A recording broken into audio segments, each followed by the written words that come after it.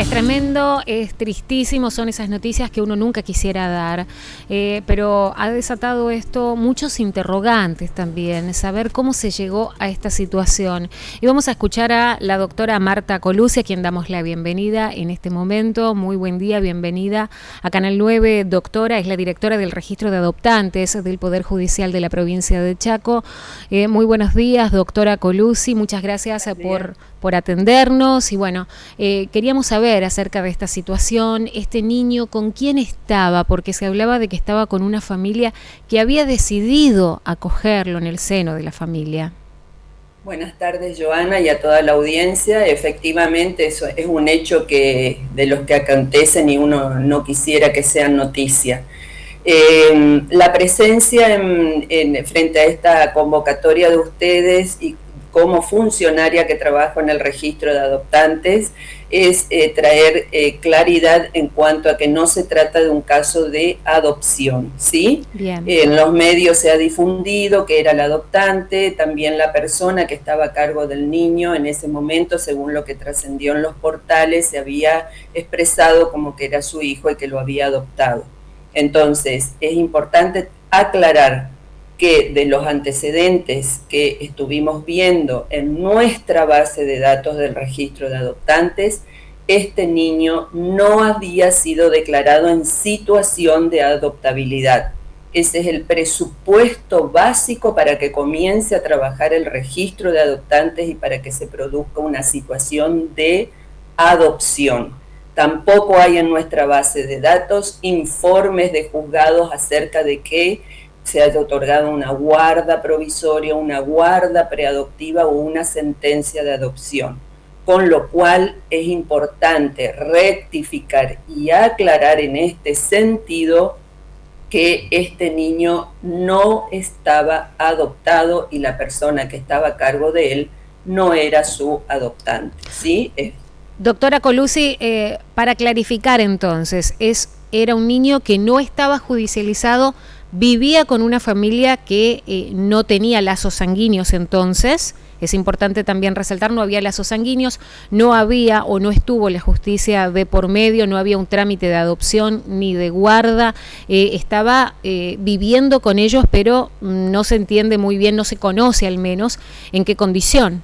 Por eso, no puedo decir que no haya intervenido la justicia porque esto es lo que quiero aclarar.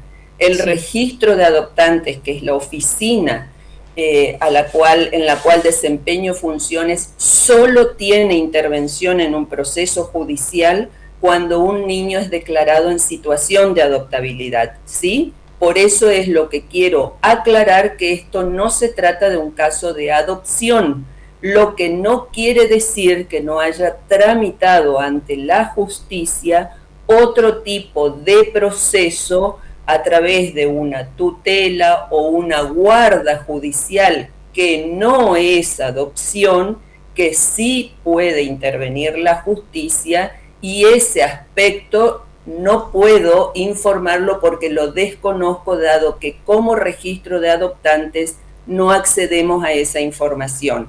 Por eso era importante aclarar desde el registro que no estamos ante un caso de un niño que haya estado declarado en situación de adoptabilidad y que esta persona que estaba a su cargo haya sido su adoptante, ¿sí? Por eso el marco de intervención y de ahora sí de investigación desde las distintas áreas que correspondan intervenir.